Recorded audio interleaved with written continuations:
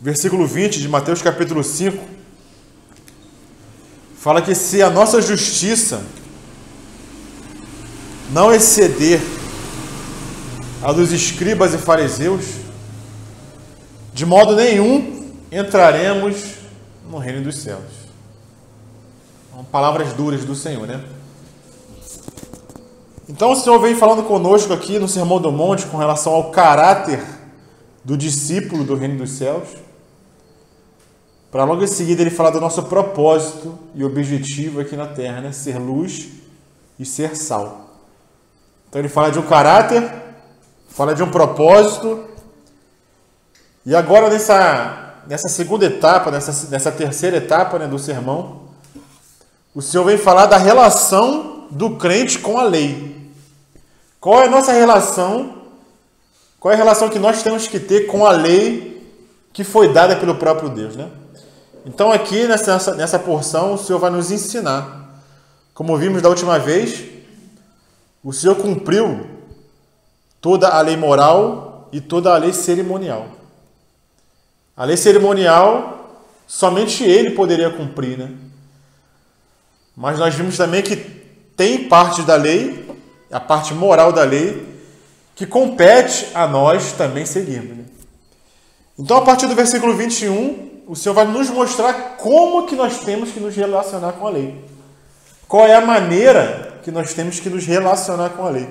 Que muitos se relacionam com a lei de forma equivocada, né? De uma forma que não é a vontade do Senhor. Então, o Senhor vem aqui nos ensinar. E graças a Deus que Ele senta para nos ensinar, né? Ele sentou no Sermão do Monte, viu a multidão e passou a ensinar. Então que o Senhor nos ensine nessa noite também, irmãos.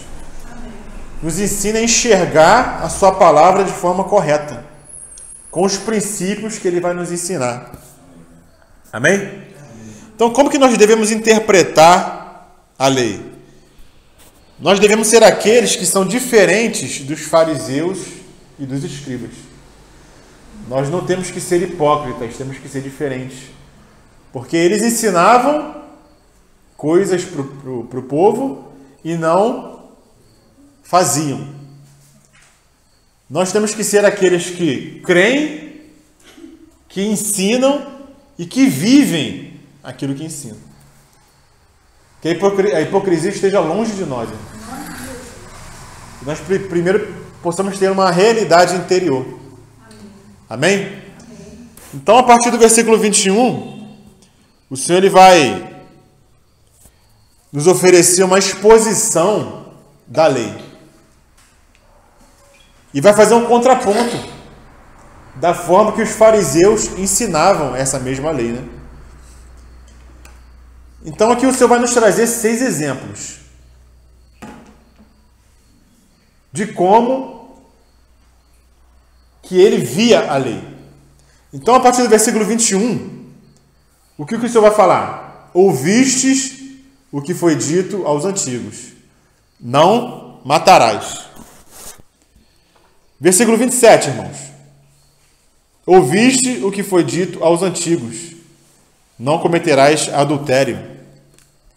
Versículo 31. Também foi dito: qualquer que deixar sua mulher e lhe dê carta de desquite. Versículo 33. Outro sim ouvistes que foi dito aos antigos: não perjurarás, mas cumprirás teus juramentos ao Senhor. Versículo 38. Ouviste que foi dito: olho por olho e dente por dente. E finalmente no versículo 43. Ouviste o que foi dito: amarás o teu próximo e aborrecerás o teu inimigo. Então a primeira coisa que nós temos que perceber aqui é que o Senhor usa uma fórmula para nos ensinar. Qual a fórmula que Ele usa? Ouviste o que foi dito. E esse ouvistes o que foi dito, o Senhor não está se referindo à lei de Moisés. Muitos poderiam pensar, né? O que é esse ouviste o que foi dito? Foi o que Moisés falou? Não, não foi o que Moisés falou. Esse ouvistes o que foi dito é a interpretação que os escribas e fariseus faziam do que Moisés falou. Então o Senhor está se referindo a isso. Ouviste o que foi dito? Ou seja, Vocês ouviram o que os fariseus e os escribas estão ensinando? Como eles estão interpretando a lei? Eles interpretam assim, ó: não matarás, mas qualquer que matar será réu de julgamento. Então o Senhor usa essa fórmula para nos mostrar um contraponto do ensino dos fariseus e dos escribas, que era um ensino hipócrita. E como aconteceu também no passado, na Idade Média, com a Igreja Católica, o que acontecia? Existia o clero e existia os leigos, né? E os leigos tinham a palavra na mão? Não tinham. A palavra estava restrita à classe sacerdotal. A mesma coisa acontecia nessa época aqui de Cristo. O povo não tinha um acesso fácil às Escrituras. Então eles dependiam da interpretação que faziam os escribas e os fariseus da lei. Então a interpretação deles se confundia com a própria lei. Ninguém sabia o que era interpretação e o que era lei. Para o povo era tudo a mesma coisa. Ouvir o que eles estão ensinando. Então para eles aquilo era uma lei. A interpretação que os escribas e fariseus faziam era a mesma coisa que a lei. Então o Senhor ele vem fazer esse contraponto para esclarecer ao povo o que Deus queria quando Ele deu a lei. O que Deus, qual era o propósito do coração do Senhor quando Ele falou não matarás? Era aquilo que os fariseus estavam ensinando? Que os escribas estavam ensinando? Que era só não assassinar alguém, não cometer homicídio? Será que era só isso que o Senhor estava querendo dizer? Com não matarás?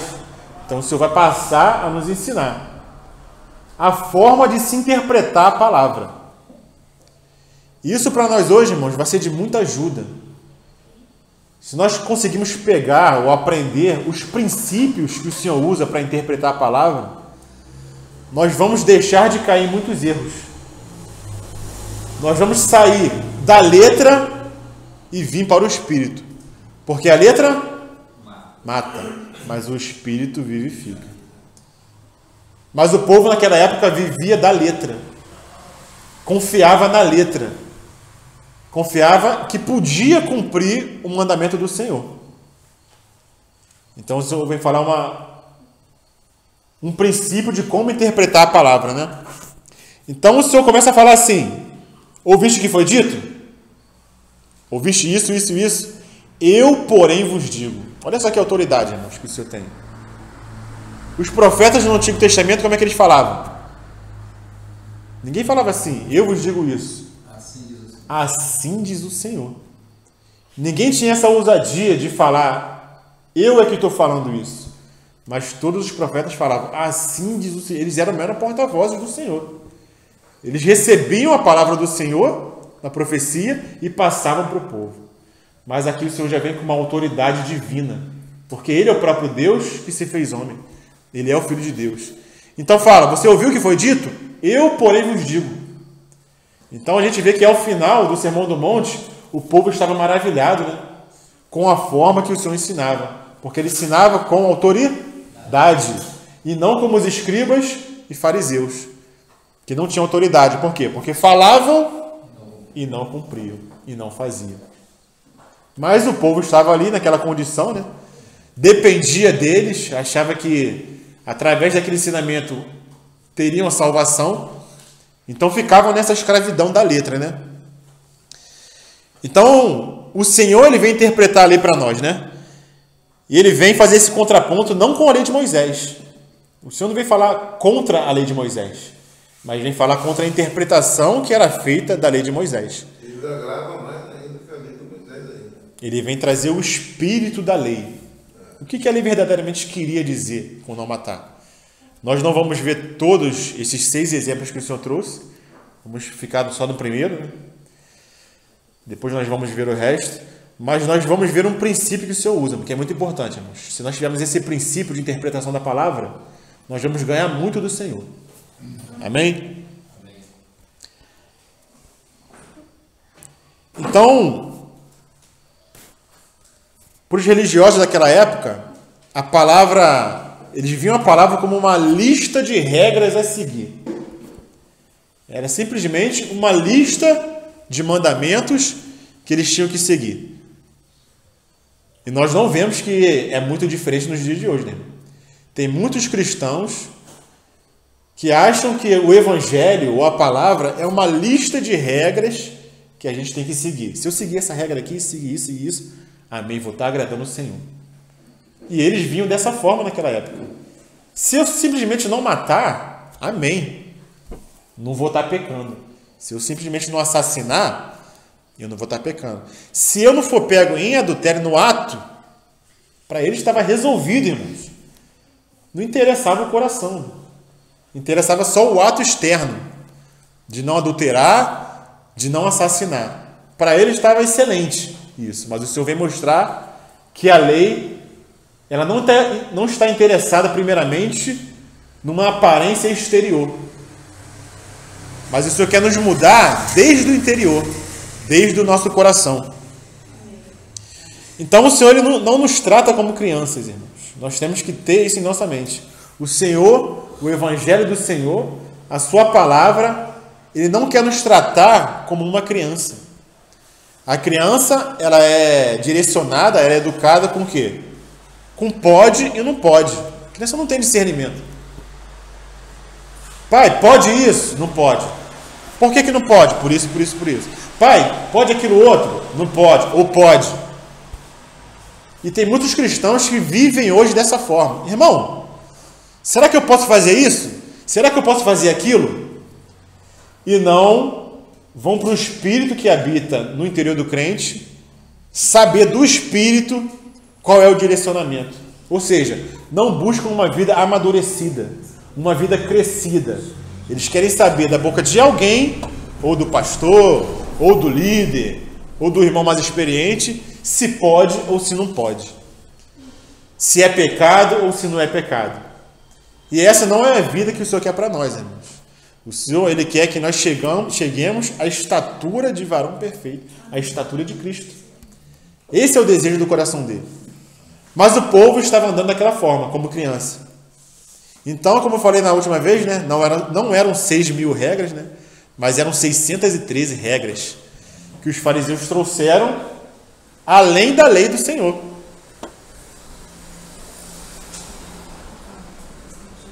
Então, irmãos, eles tinham regras impressionantes. Vou trazer só um exemplo. Por exemplo, não podia trabalhar no dia de sábado, certo? Era lei. Sábado era para descansar. E se alguém tivesse que carregar um balde d'água, alguma coisa assim para algum lugar, podia? E existia essa pergunta: será que eu posso carregar um balde d'água? Será que eu posso carregar um copo d'água? E eles tinham uma regra que dizia a quantidade de água que cada um podia carregar para isso não ser considerado trabalho. Olha que ponto que chegaram. Colocar uma regra para uma quantidade de água, irmãos. Não, até aqui você pode carregar. Se passar de tantos litros, aí já não pode. Então eles tinham esse tipo de regramento detalhado do que podia e do que não podia. E eles tinham que seguir estritamente. Então a gente vê que é um esforço exterior de agradar o Senhor, né? Mas será que é isso que o Senhor quer de nós? Não? Que nós sigamos regras estabelecidas, sejamos robôs? Não é isso que o Senhor quer de nós. O Senhor quer que nós vivamos pelo Espírito e tenhamos discernimento daquilo que agrada e daquilo que não agrada o Senhor. Então, um dia desses, uma irmã veio me perguntar: irmão, estou com uma dúvida.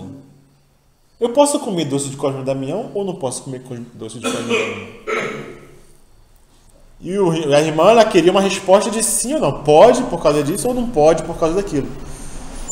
Mas não é assim, irmãos, que a gente tem que tomar as nossas decisões em cima do pode ou do não pode, né?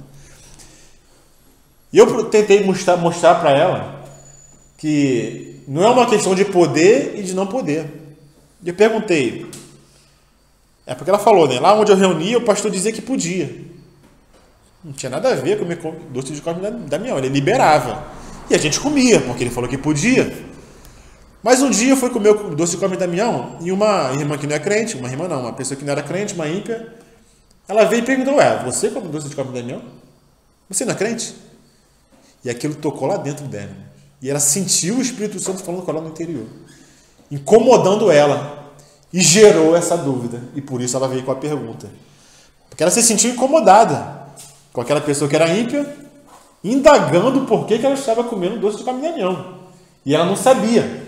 Por quê? Porque ela seguia o que foi dito de pode e de não pode. O pastor falou que podia e ela ia lá e comia. E eu perguntei para ela, vem cá, esse tempo todo que você é do Senhor e você comeu o doce de caminho de Damião, isso te fez mal biologicamente falando? Sentiu algum mal-estar? Não, nunca senti nada. E espiritualmente? Você sabe se te fez mal espiritualmente? Ela, não sei.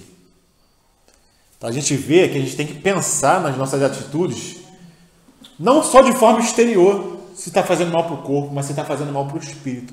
Se está agradando o Senhor ou se não está agradando o Senhor. Aí eu concluí, só para concluir o exemplo, né? Falei, irmã, eu não posso falar para você se pode ou se não pode. Você tem que ir diante do Senhor. E como o Espírito te incomodou, você já tem uma dica. Já tem uma luz. Eu não vou falar desse pode, desse não pode. E assim para várias áreas da nossa vida, irmão. Posso estar em determinado ambiente? Depende. Não é pode ou não pode. Se você estiver num ambiente e sendo influenciado pelo ambiente, você tem o discernimento se aquilo faz mal para você ou não. Agora, se você está no ambiente, sendo luz no ambiente, é questão de pode ou não pode? Não é questão de pode ou não pode. É questão de discernir o papel que você tem nesse mundo. Quem você é nesse mundo. O testemunho que você vai dar nesse mundo. E podemos dar vários exemplos, irmãos. Posso ou não posso beber cerveja? Pode ou não pode? Depende de quê? Do testemunho. Ele é criança, ele falou que não pode. Mas depende de quê? Do testemunho. Se você vai escandalizar, você segura a onda, né?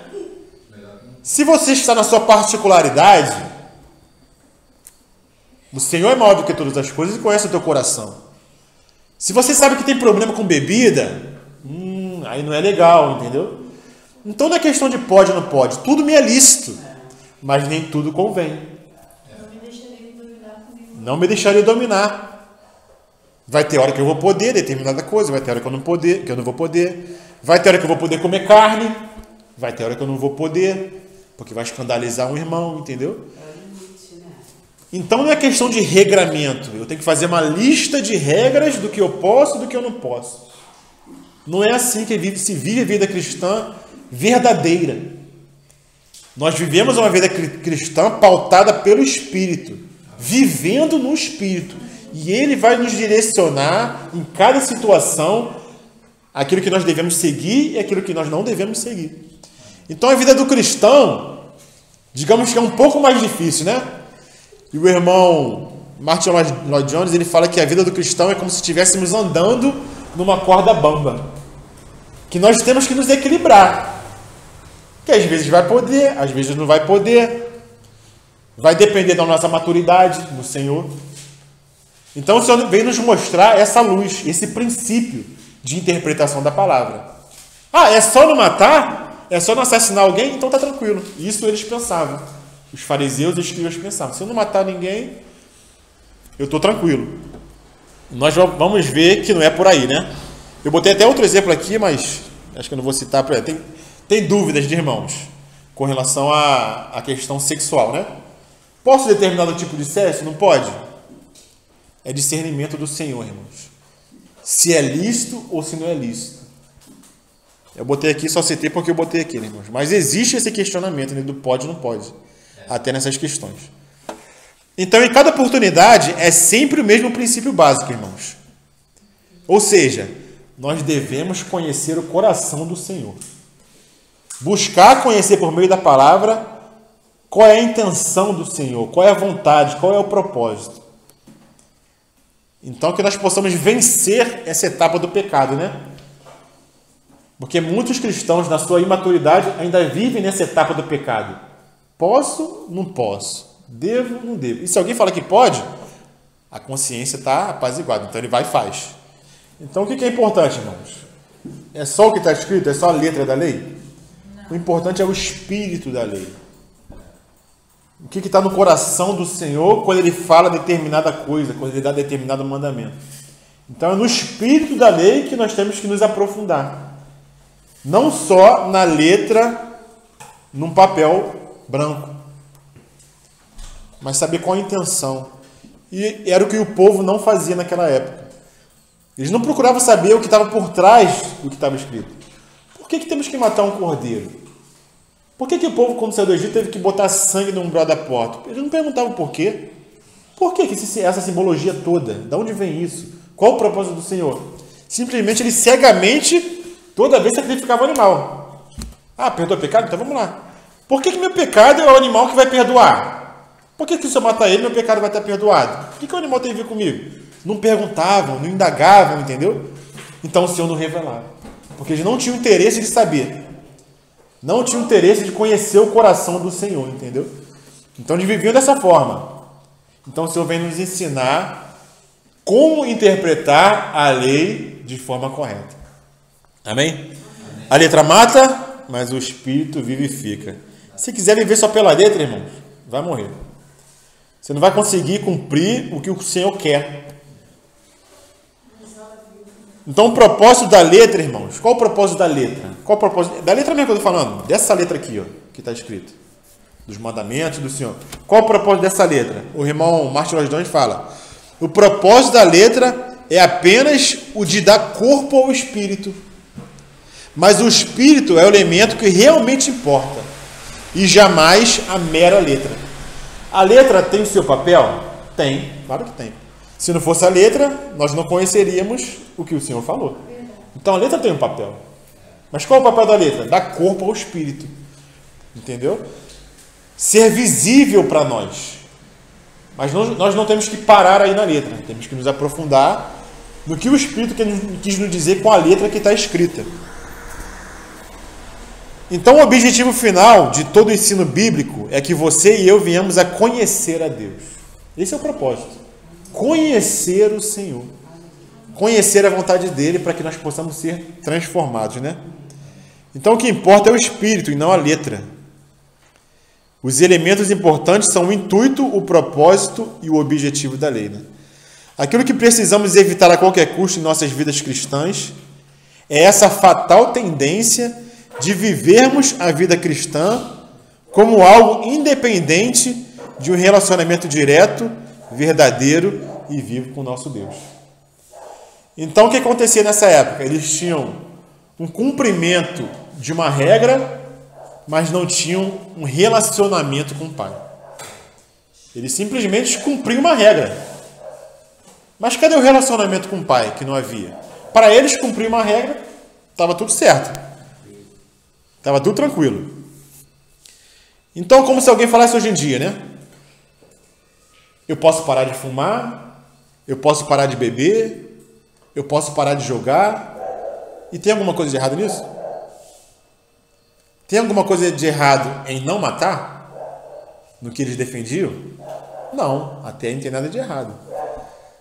Mas o que adianta eu parar de fumar, eu parar de beber, eu parar de jogar e não desenvolver um relacionamento íntimo com o Pai? E não desenvolver uma mansidão de espírito, não desenvolver uma pobreza de espírito, não desenvolver a misericórdia. Vai adiantar de alguma coisa, irmãos? Não vai. Simplesmente você está se esforçando na carne. Você tem que parar de fumar, parar de beber, parar de jogar, não assassinar, isso aí está certo. Mas nós não podemos parar aí, irmãos. A questão toda é essa. Nós não podemos parar por aí, pelo ato exterior, porque o Senhor quer transformar as nossas intenções, o nosso pensamento, o nosso coração. Porque é do coração do homem que vem todas as mazelas, as maldades, os homicídios. É de dentro, não é de fora. Amém? Então, o segundo princípio que nós podemos destacar no ensino do Senhor é que, na realidade, esse princípio agora, né, é simplesmente uma forma de expressar o primeiro princípio, só que de outra forma, né? A conformidade à lei não deveria ser concebida em termos de ações, tão somente. Os pensamentos, os desejos e os motivos são igualmente importantes. Então a lei de Deus, ela preocupa-se tanto com aquilo que provoca as ações, como com as próprias ações. O que provocou o assassinato? Primeiramente, ninguém mata ninguém à toa, né? Ah, me deu vontade, vou matar. Não é assim. Antes do assassinato vem a ira, irmãos. Vem o ódio. Vem um pensamento mal com relação à pessoa. É daí que se começa o homicídio. É daí que se começa o assassinato. Então não interessa muito para o Senhor o ato exterior. Não interessa muito aquilo que fazemos simplesmente internamente, se aquilo não vem do interior transformado. O interior que é convencido pelo Senhor. Isso para qualquer coisa, irmãos. Para qualquer coisa. Quando servimos ao Senhor, se for meramente de uma forma externa, para o Senhor isso não conta. Se o teu interior não está transformado, isso não conta, irmão. Por exemplo, não adianta a esposa estar submissa ao marido só de forma exterior. Eu cumpro porque tem que cumprir. Eu obedeço porque tem que obedecer. Mas lá dentro, ela está lá estourando, entendeu? Não era isso que ela queria, irmão. Não era isso que a esposa queria, ser submissa ao marido. Ela é contra essa lei. Mas como ela faz parte da igreja, ela está no meio dos irmãos, ela meio que vai ali obedecendo, entendeu? Mas o interior não foi transformado. Isso para o Senhor é agradável? Não. Para o Senhor isso não conta. Você simplesmente, externamente, ter uma aparência de submissão, porque o Senhor disse que a esposa tem que ser submissa ao marido. Para o Senhor isso não conta. Se não for uma vontade de obedecer ao Senhor, uma vontade de amar o mandamento do Senhor, isso vem de dentro. Porque quando vem de dentro, o que acontece? Os mandamentos do Senhor não são pesados. A palavra já fala, né? Os mandamentos do Senhor não são penosos. Mas quando que eles não são penosos? Quando vem de dentro. Quando vem do interior. E você faz aquilo porque quer agradar o Pai. Mas quando vem de fora, irmãos, aí é uma luta. É uma luta contra a carne. Porque a carne milita contra o Espírito. E o Espírito contra a carne. Para que não façais o que convém. E essa é a nossa luta diária. Se aplica a qualquer área, irmãos. Esses princípios se aplicam a qualquer área da vida cristã. Se não for uma transformação interior, para o Senhor não conta. Você vai estar suando, vai estar se esforçando na carne, e no final, você vai cair. Você não vai conseguir obedecer ao Senhor.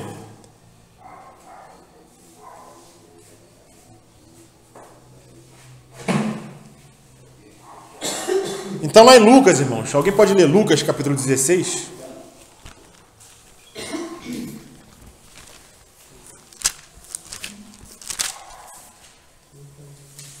Lucas 16, 15. O que o senhor fala lá? E disse-lhe: vós sois o que vos justificais a vós, mesmo diante dos homens, mas Deus conhece os vossos corações. Porque o que entre os homens é elevado, perante Deus é abominação. Aquilo que entre os homens é elevado, para o Senhor é o quê? A abominação. Então o Senhor fala: vós sois os que justificais a vós mesmos. Os fariseus gostavam de se justificar, né? Lembra daquele exemplo que o Senhor deu? Do fariseu e do publicano orando? E o fariseu se justificava, né? Porque eu faço isso, eu faço aquilo outro. Não sou como esse publicano. Ou seja, ele estava se justificando. Porque achava que fazia algo de forma religiosa para o Senhor. Dava oferta disso, dava oferta daquilo, fazia aquilo outro, cumpria mandamento. E não era como publicano. Não sou como aquele lá não. E o publicano fazia como? Miserável homem que sou.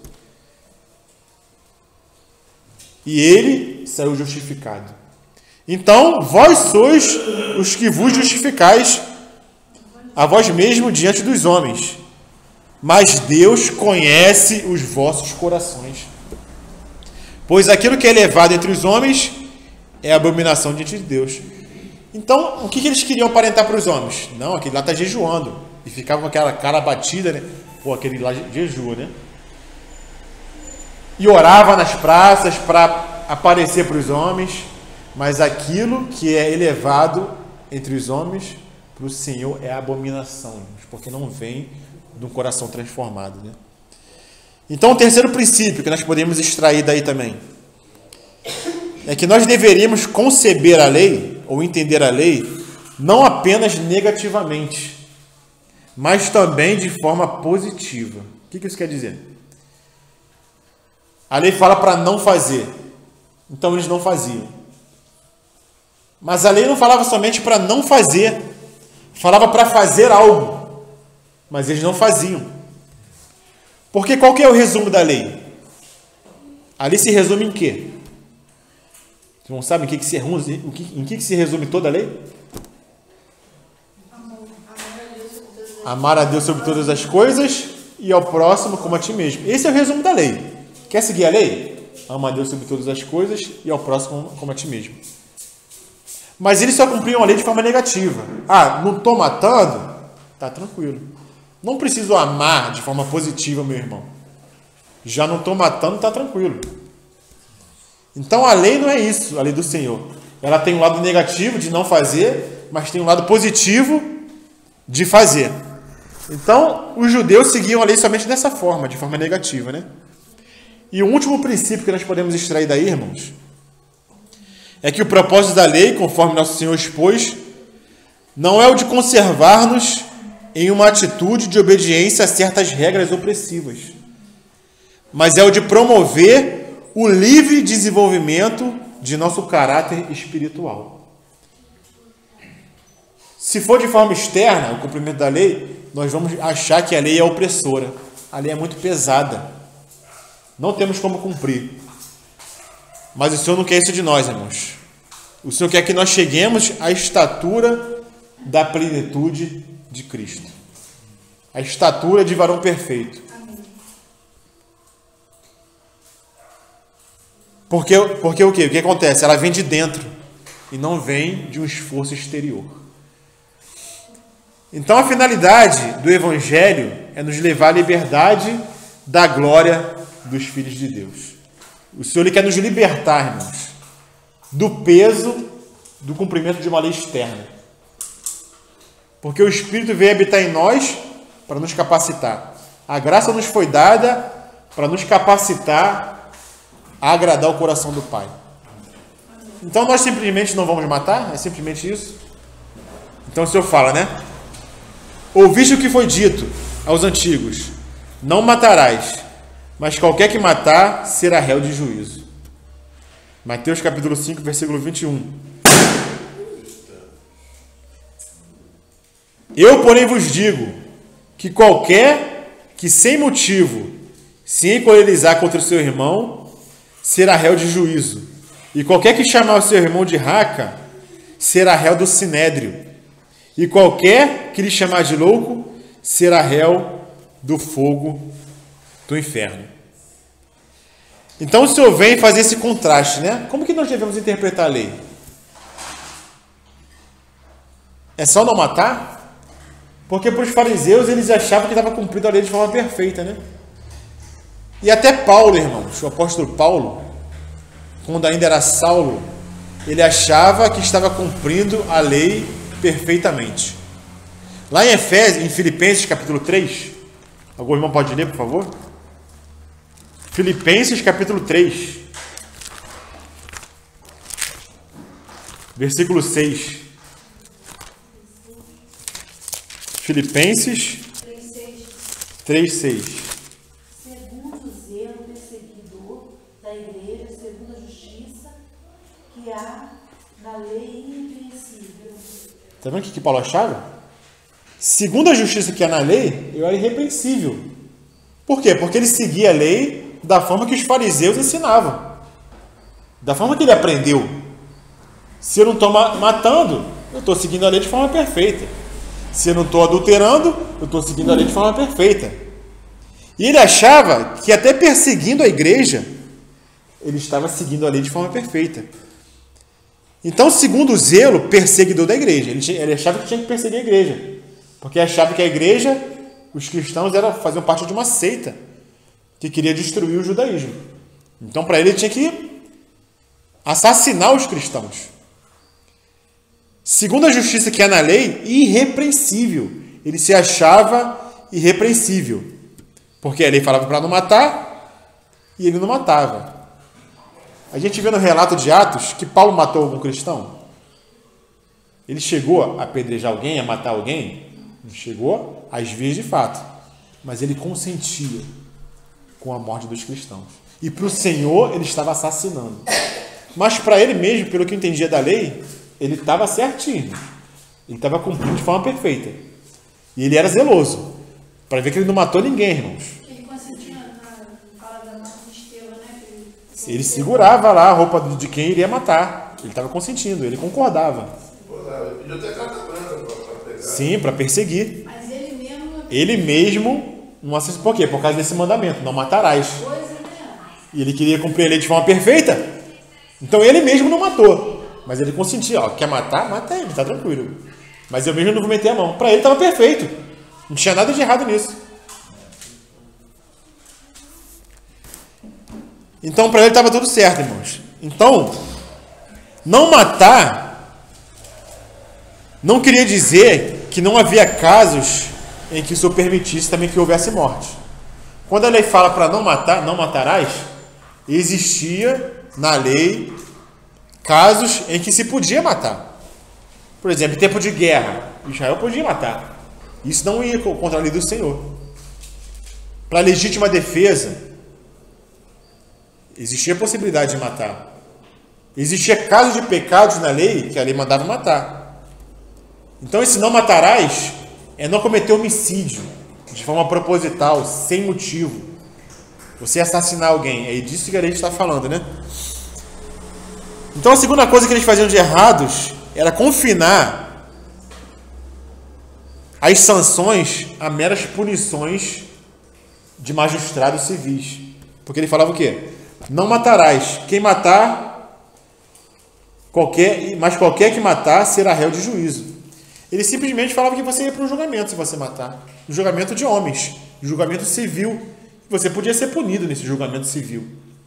Eles nunca levavam esse não matar por uma questão de juízo divino, juízo espiritual. Simplesmente ele iria ser julgado por um magistrado, por um juiz humano, e acabava ali. Pelo Sinédrio, né? E acabava ali. Eles não levavam essa questão para algo espiritual, algo divino, que o próprio Senhor iria punir, né? Então era um outro erro que eles seguiam, né? Então a origem do assassinato, como nós falamos, é o quê? É a ira. E alguns eles não chegam às vias de fato, por quê? Por medo das consequências do ato. Mas o coração dele é de assassinar. O interior dele é de que o irmão morresse. Se esse irmão pudesse desaparecer daqui. Mas por que ele não chega às vias de fato? Porque tem consequências, né? Se a gente matar alguém, tem prisão. Em países tem a pena de morte, entendeu? Então muitos não chegam à via de fato por medo das consequências. Mas interiormente ele está assassinando o irmão. Ele está com ódio do irmão. Então o Senhor vai lá no coração. O Senhor ele vai julgar o homem pelas intenções do coração. Não simplesmente por um ato externo. Porque no nosso interior nós podemos estar matando o irmão. Podemos estar matando o vizinho. Podemos estar desejando um mal para uma outra pessoa. E é aí que o Senhor vai julgar. Versículo 22. Eu, porém, vos digo, qualquer que sem motivo se irá contra seu irmão, será réu de juízo. Só o fato de nós nos irarmos, irmãos, nós já somos réus de juízo. Enquanto eu e você aceitarmos somente a letra da lei, mas nos esquecermos do espírito da lei, do seu conteúdo, do seu sentido, poderemos nos enganar a nós mesmos, pensando que somos considerados perfeitos aos olhos da lei. Não era assim que o jovem rico achava? Senhor, o que eu tenho que fazer para adquirir salvação? Cumpre a lei. E o que ele respondeu? Eu já tenho cumprido a lei desde a minha meninice. O que eu tenho que fazer? Ou seja, exteriormente ele achava que estava cumprindo a lei, né? O que o Senhor fala para ele? Ah, quer ser perfeito? O Senhor vai no espírito da lei. Vai e vende tudo que tem.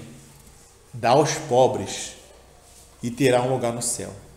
O que aconteceu com aquele que achava que cumpria a lei? Na mesma hora ele se entristeceu. Por que ele se entristeceu? Porque ele tinha muitas posses. Pô, vou ter que me desfazer disso. O Senhor vai lá no interior dele, naquilo que ele ama. Ele amava os bens materiais, ele amava o dinheiro. E a lei vem tratar com isso, irmãos. Vem tratar com o que a gente ama. O resumo da lei: amar a Deus sobre todas as coisas. Ele amava a Deus sobre todas as coisas ou amava o que ele tinha? Porque se o Senhor falou para ele desfazer e dar aos pobres, e ele não conseguiu fazer, saiu triste, cabisbaixo. O Senhor mostrou para ele que ele não estava cumprindo a lei. Está vendo a forma diferente de interpretar a lei, irmãos? Não é só uma letra externa. É o espírito da lei. O que ela quer do nosso interior? De nós mesmos. Que nós diminuamos e que o Senhor cresça. Então, para o Senhor, a ira é equivalente ao homicídio. Para o Senhor é a mesma coisa. É equivalente. Odiar, nutrir ressentimento, ter esse sentimento desagradável e maligno para com outra pessoa, sem qualquer motivo, é idêntico ao homicídio para o Senhor. Mesma coisa.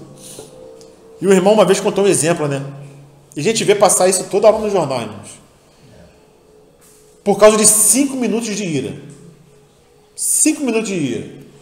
O marido lá discutindo com a mulher, brigando, aquele alvoroço, ira. A esposa vai lá, pega uma faca para se defender. O marido vem de repente, ela, pum, de repente. Marido morto, mulher presa, filhos abandonados, por causa de 5 minutos de ira. Então nós temos que ter cuidado, irmãos, com a ira. Irai-vos, mas não pecar. Não se põe o sol sobre a vossa terra. Não deixe o dia passar. Cuidado com a ira. A ira não controlada, a ira não tratada, nos leva a fazer loucuras. Você passar 10 minutos na espera, já é diferente, a sua reação já vai ser outra. Já é diferente. Já é diferente. Então, qual é a base do homicídio? A ira. A base do homicídio é o ódio. Mas isso ainda não é tudo. O Senhor vai mais além. Eu, porém, vos digo, qualquer que sem motivo se irá, e qualquer que sem motivo se irá contra o seu irmão, será réu de juízo. Então, o Senhor falou de ira, mas o Senhor vai além. Qualquer que chamar a seu irmão de raca, será réu do sinédrio. O que era o sinédrio? É como se fosse hoje em dia, só para exemplificar, né? Qualquer coisa a gente vai para onde? Vai para um juiz de primeira instância, né? Estamos sujeitos a julgamento. O sinédrio é como se fosse uma instância superior. É como se fosse um tribunal superior. Um STJ, um STF. Só para a gente contextualizar, né? Será réu do sinédrio, né? Qualquer que disser a seu irmão raca, será réu do sinédrio. Então, não somente... Raca é uma palavra aramaica, ela veio do aramaico, que ela significa uma expressão de desprezo. Tolo, né? Como se fosse chamando de tolo. Idiota, tolo, é uma expressão de desprezo. Antigamente era. Chato. Caleb está prestando atenção. Não, em outras Bíblias está escrito tolo mesmo. Tá, a gente vai chegar lá no tolo, tá aqui. Porque o Senhor está no nível, qualquer um que se irá, qualquer um que chamar raca e qualquer um que chamar de tolo, louco. São três níveis que o Senhor vai entrar, entendeu?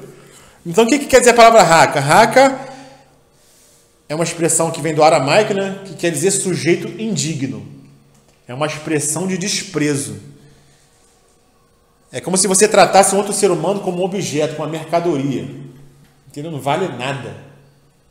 É você tratar alguém que o Senhor criou, alguém que o Senhor morreu por ele, como se fosse lixo, como se fosse nada.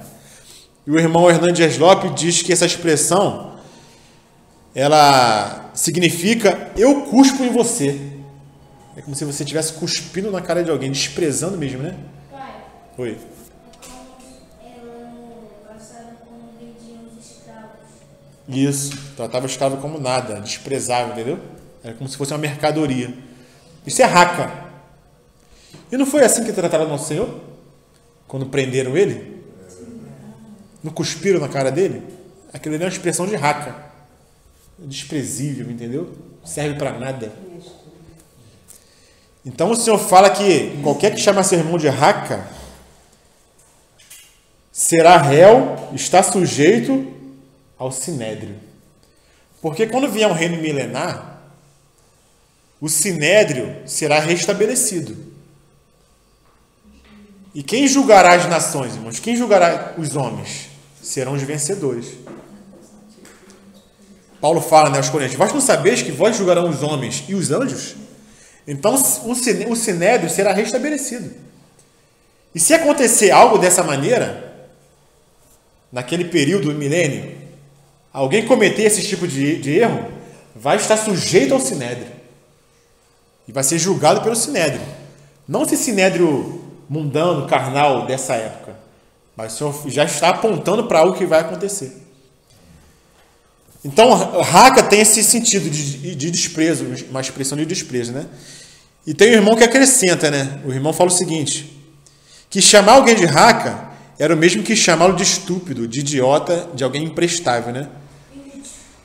E eu falo, quem nunca cometeu esse erro, irmãos? Quem nunca desprezou alguém, chamou de idiota, chamou daquilo outro? Quem nunca cometeu esse pecado, que atira a primeira pedra, né? Então, nós todos temos que nos arrepender disso. Né? Do desprezo que nós, em determinado momento, tivemos por alguém, por um próximo, pela esposa, pelo marido, por um irmão, entendeu? Que nós possamos ir até o espírito da lei. O que a lei requer de nós, né? Uma transformação interior. Então, Jesus ele amplia a abrangência do pecado, destacando que a ira, o insulto e as palavras de desprezo também implicam na quebra do 6º mandamento, né? Que é não matarás. Então, Jesus não diz que a ira condiz com homicídio, mas sim que a ira é uma forma de homicídio, né? Isso é quem fala é o irmão Hernando Dias Lopes. Então, o Senhor está preocupado com a motivação, né? Então, nós daremos contas, irmãos, para Deus, não só apenas dos nossos atos, mas também das nossas palavras e das nossas intenções.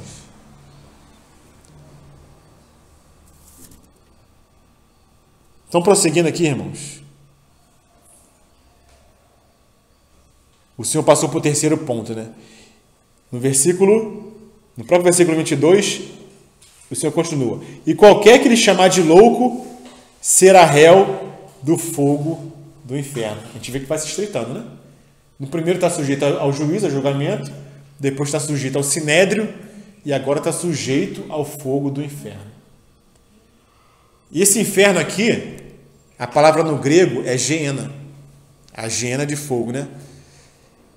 Então, quando o Senhor fala que quem chamar de tolo está sujeito ao inferno de fogo, o Senhor indica uma presença de uma amargura no coração, algo doentio no coração, né? Um ódio no coração que se expressa por meio de palavras. O seu ódio está tão grande que você não consegue segurar. Você se expressa, você explode, entendeu? E você fala.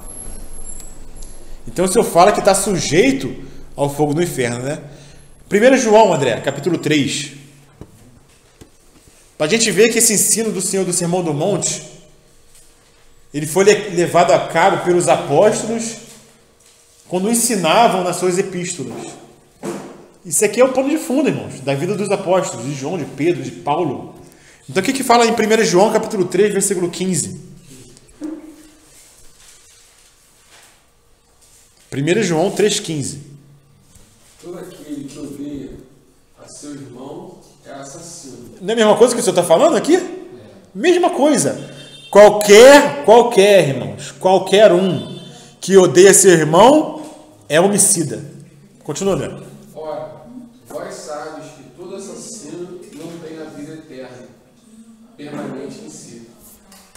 Vós sabeis que nenhum homicida ou nenhum assassino tem a vida eterna permanecendo nele. O que isso quer dizer, irmãos?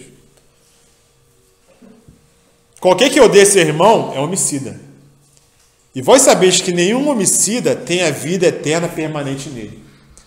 Isso quer dizer que a vida de Cristo que habita em nós, quando nós nos iramos, essa vida de Cristo que habita em nós é afetada. A ira, o ódio, são elementos muito destrutivos na vida do cristão. Não só porque falamos loucura ou fazemos loucura quando estamos irados, né? Mas isso mata dentro de nós a vida de Cristo. Isso mata o gozo, mata a paz, mata a nossa alegria e mata a nossa fé, né?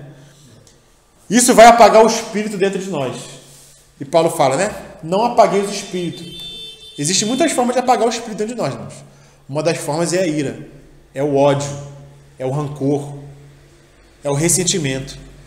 Então, aqueles que são homicidas não têm a vida eterna permanente neles, permanecendo neles. Ou seja, essa vida que deveria nos trazer alegria, a gente perde o gozo da salvação. E prosseguindo, esse termo inferno de fogo, ele vem de uma parte de Jerusalém onde era queimado lixo, né? E esse lugar se chamava Geena. E essa Geena se tornou o símbolo de um castigo futuro, que é o dano da segunda morte.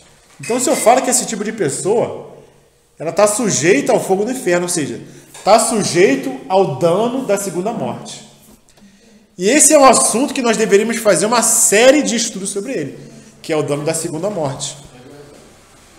E eu não vou abrir agora para os irmãos que não é o contexto agora, né? Não é o tempo.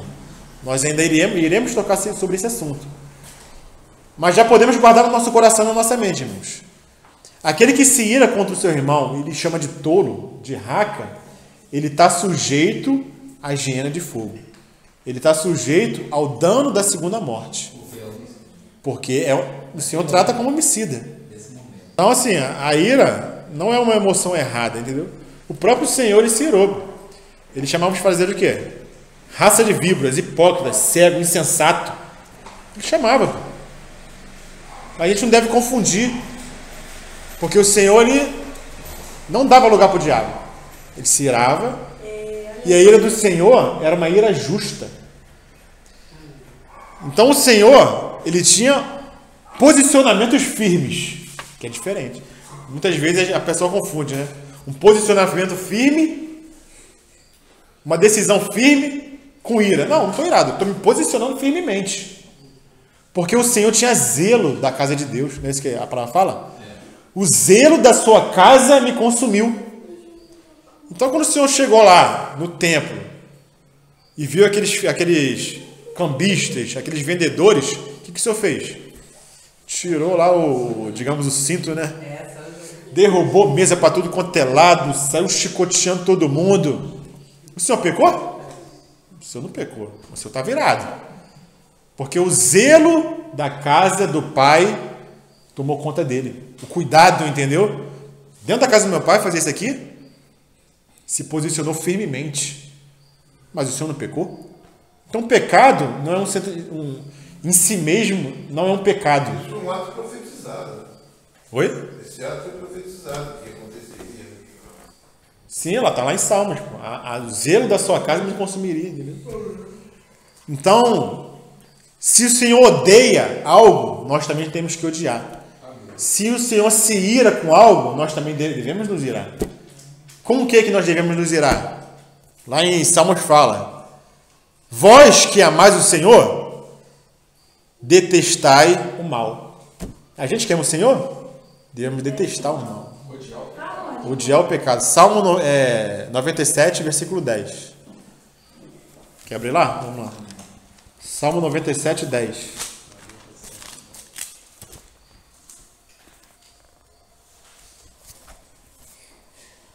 Achou, irmão? Vós que amais ao Senhor, aborrecei o mal, Ele guarda a alma dos seus santos, e Ele os livra das mãos dos ímpios. Então, nós que amamos o Senhor, devemos detestar o mal, assim como o Senhor detesta, né? Efésios 4:26. Já citamos algumas vezes aqui, vamos prosseguir.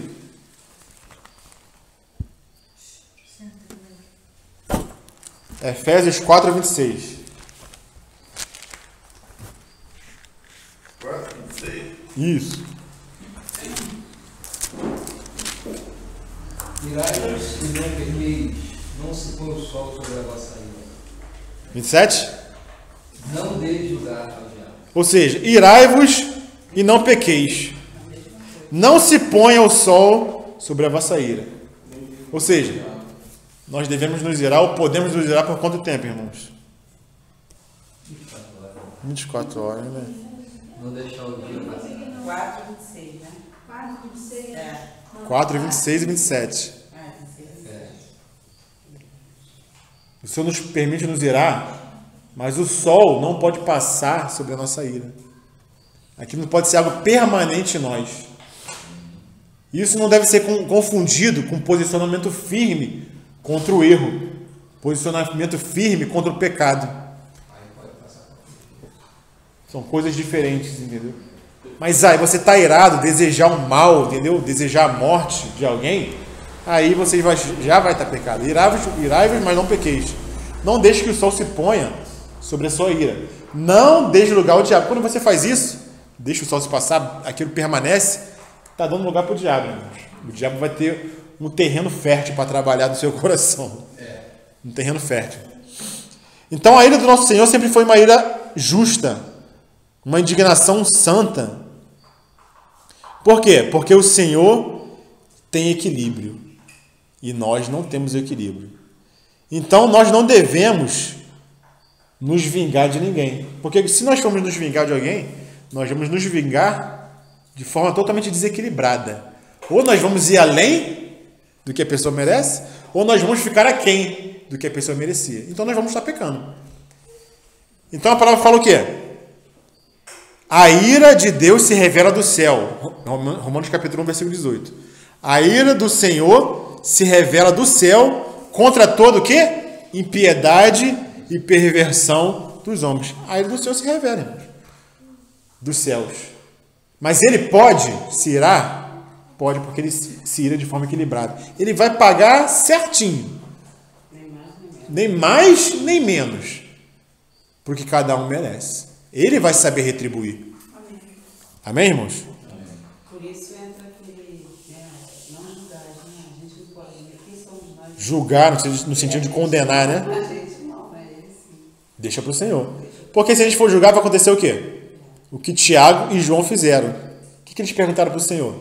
O Senhor chega a Samaria, os samaritanos não recebem muito bem ele, e eles já eram inimigos, né? Os judeus e os samaritanos.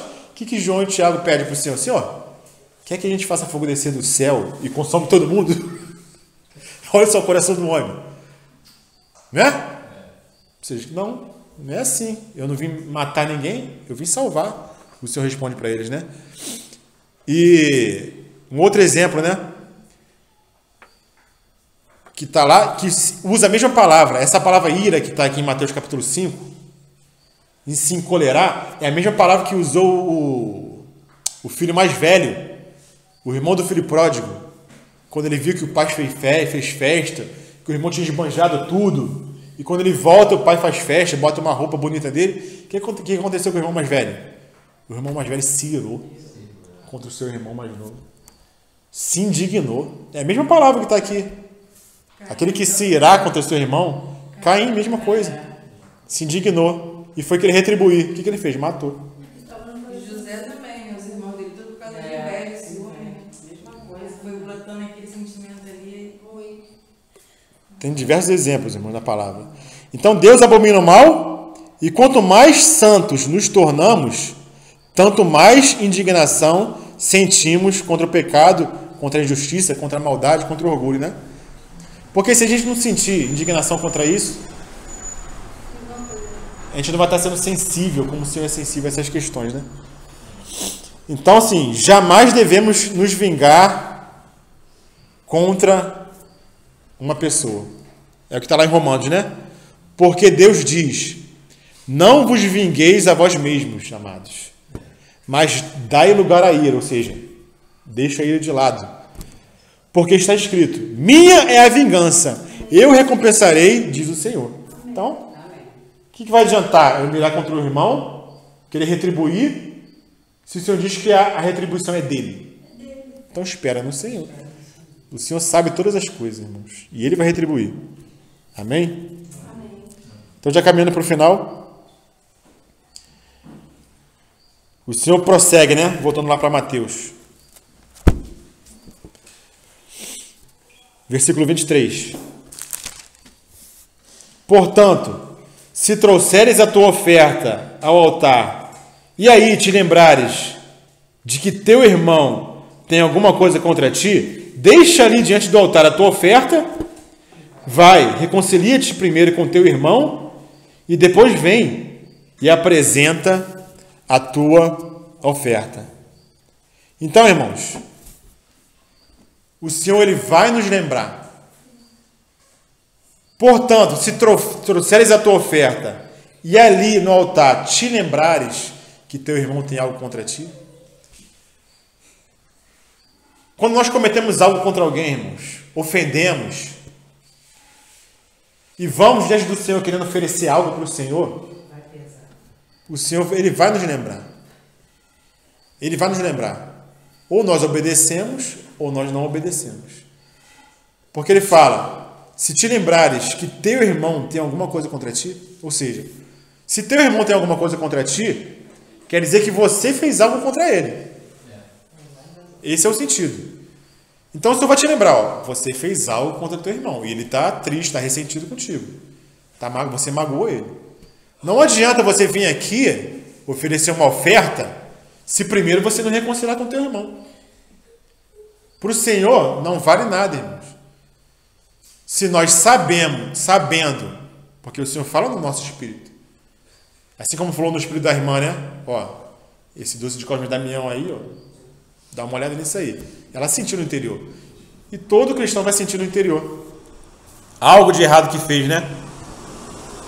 Mas a gente pode tapar o ouvido da nossa consciência, né? Ir lá e ofertar. Porque os fariseus faziam isso.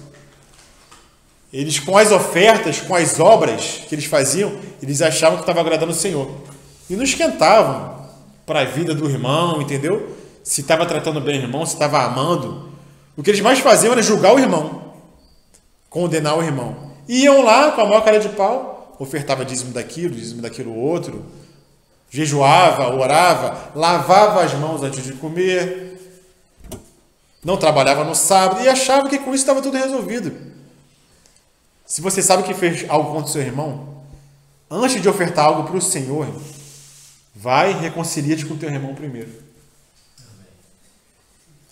Depois vem e oferece algo para o Senhor. O irmão Pablo Davi falou o seguinte, deixa eu avançar aqui. Ele falou o seguinte, irmãos.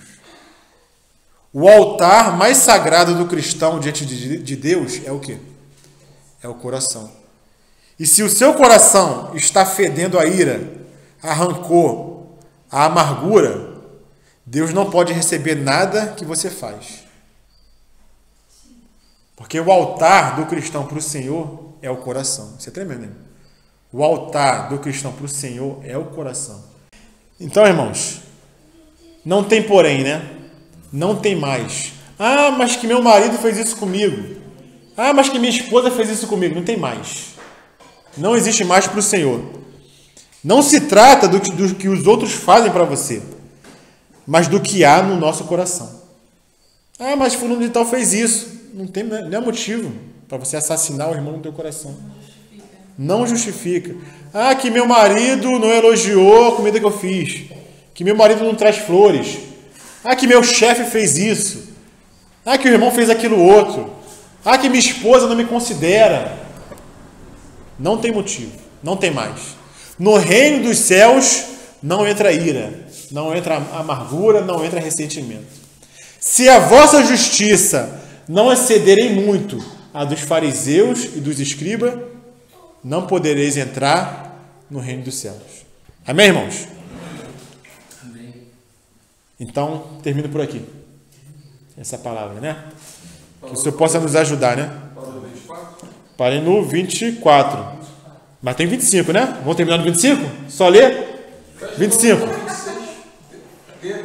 Vamos ler até o 26 então, que faz parte do contexto. Eu estou correndo por cada hora. Reconcilia-te depressa com o teu adversário, enquanto estás com ele no caminho. Ou seja, enquanto está em vida, enquanto está aqui. Para que não aconteça que o adversário te entregue ao juiz, e o juiz te entregue ao oficial, e te encerre na prisão. Em verdade te digo que de maneira nenhuma sairás dali enquanto não pagares o último centil, o último centavo.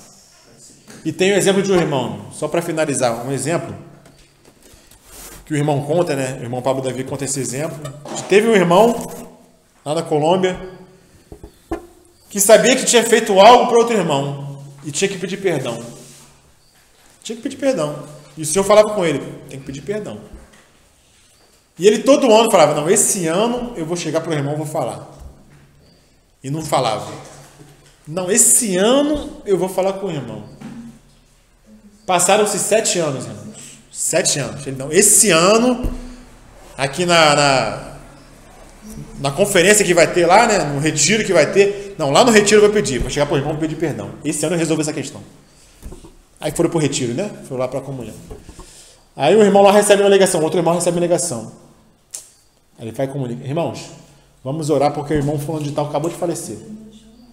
E era o irmão que ele tinha que pedir perdão. Reconcilia-se depressa com o teu irmão enquanto está com ele no caminho. Enquanto tem oportunidade. Oi? Nem vou dar o nome dos dois irmãos. Não sabe, né? Então, irmão, reconcilia-se depressa com o teu irmão. Resolva o que tem que resolver aqui. Porque se não resolver aqui, vai ser cobrado lá.